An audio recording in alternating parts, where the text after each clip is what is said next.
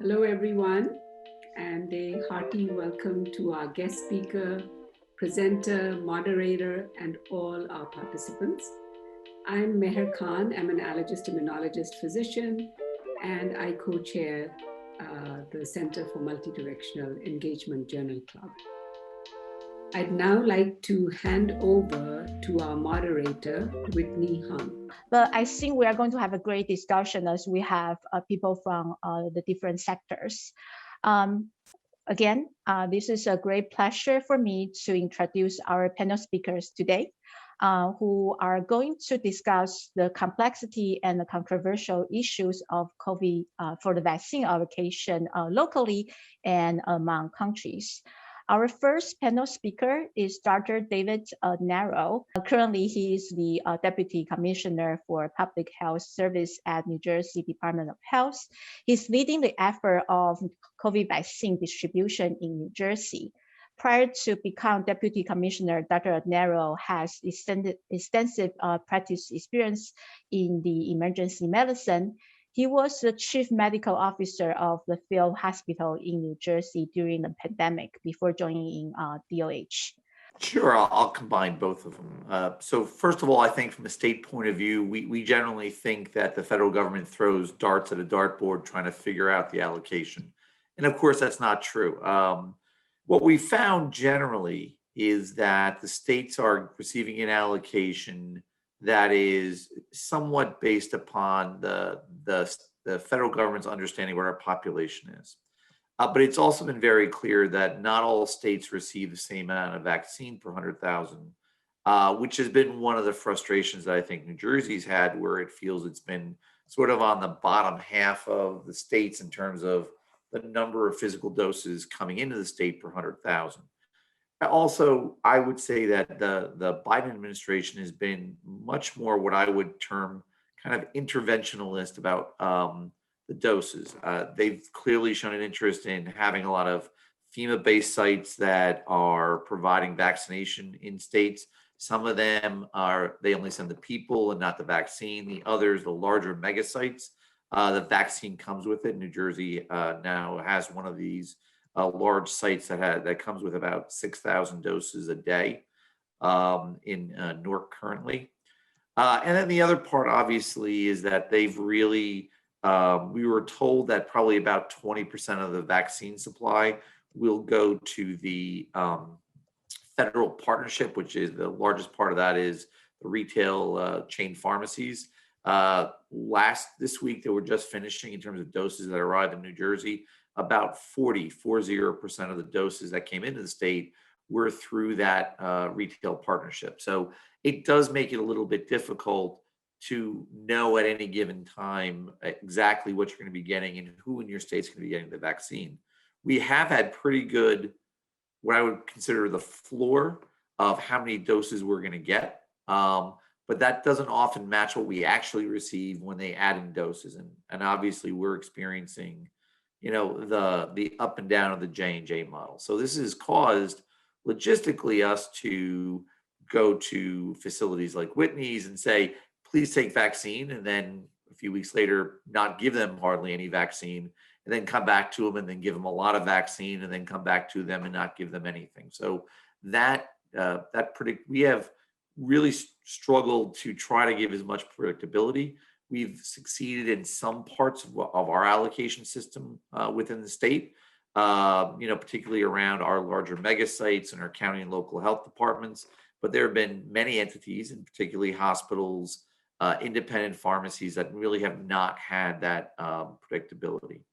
The other one, and Whitney talks about the fact that the state of New Jersey was ranked something like 30th in the nation out of I think the states, and we were probably lower than that when you include all the jurisdictions in terms of vaccine given to us and vaccines getting in arms.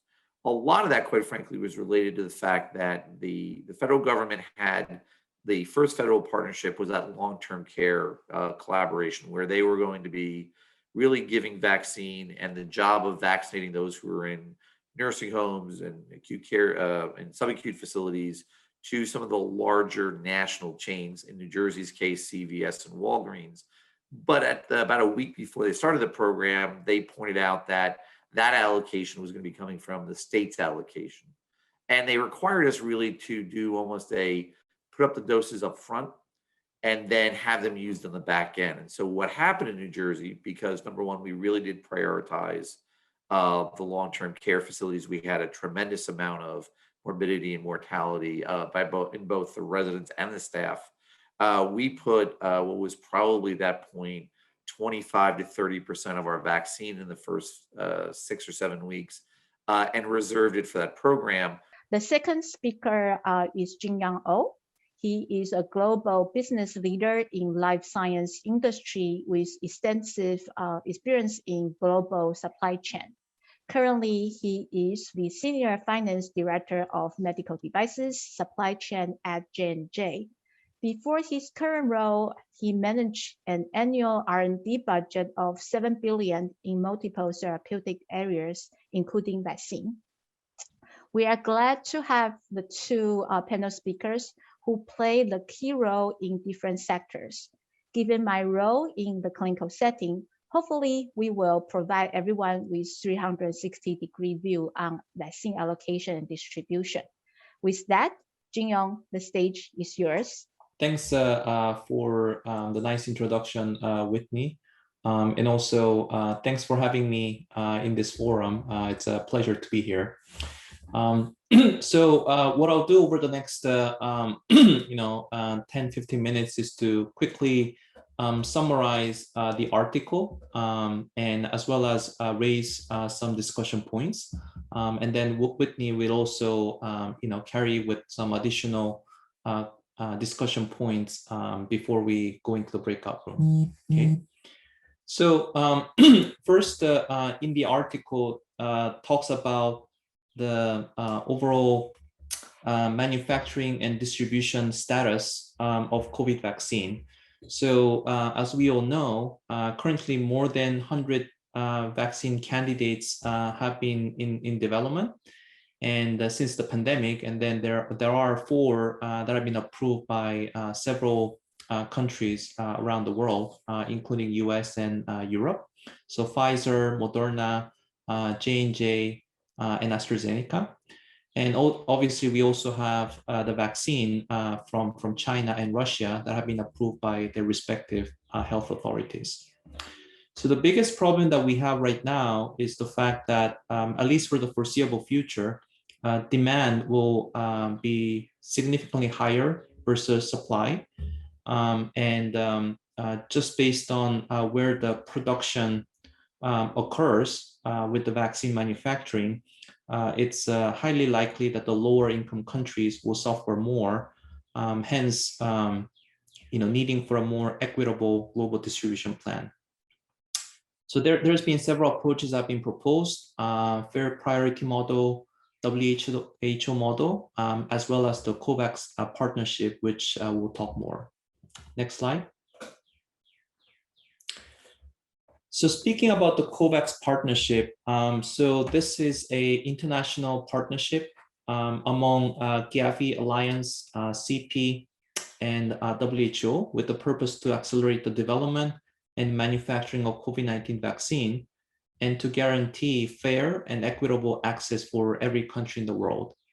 So some of the important feature, which really intends to balance between cosmopolitanism and then the reality of the national borders. So number one, there is a scheme for pooling resources and distributing risk of vaccine development among the participating countries, since we know that drug development is a very extensive and also expensive process. And not all the countries have the resources that have the skills to develop vaccine as well. Secondly, it's the wealthy countries may also choose to finance successful vaccine candidates for distribution to countries that cannot afford to pay the full cost. And then third is the countries do have the freedom to decide how much of their resources they will contribute to COVAX. And then based on how much they contribute, there is a scheme also that they actually get the return for that as well. So this mechanism basically allows for the wealthy countries to contribute to COVAX, but as well as also fulfill their obligation to citizens to fund and distribute vaccines, while they can also make contributions to lower income countries. Next slide. So this article has been published towards end of last year. So obviously there's been a lot of movements and evolvements since then. So we also wanted to give you a quick summary of what's the latest status. So this is from an article as of April 4th. So as of April 4, COVID vaccine has been rolled out to 84 at present, and there is a plan to roll out to over 100 countries in the next couple of weeks. And it is well noted that the shortage of supplies is the limiting factor. And Seth Berkley, who's the CEO of Gavi Alliance, made a public statement that basically, if they had more doses, they could actually make it available. And getting to the large manufacturing facilities that have the capacity and capability to produce is really the limiting factor as we speak. And as you've seen from the earlier chart, US is where most of the manufacturing is done as of now. And most of that obviously is used to meet the needs within US. But hopefully once the needs are met, then those plans should be available for the rest of the world towards end of this year, is the statement that he made. And COVAX has placed more than 2 billion shots. But again, I think due to that supply limiting factor, most of that will be arriving in the second half. And again, I think the delay has been tied to what's labeled as vaccine nationalism, which basically means that, hey, before we can provide this to the rest of the world, I first need to satisfy the local needs in my country first. So some examples there, in India, which is one of the largest supplier of vaccine in developing world, cut exports to more quickly vaccinate its own people, since they've seen the number of cases going up most recently. And similar dynamic has been observed in other parts of the world as well. And in the US, President Biden, by early March, has ordered almost enough COVID shots to fully vaccinate American adults twice the size of population, where obviously we know that many parts of the world haven't even had their first shot.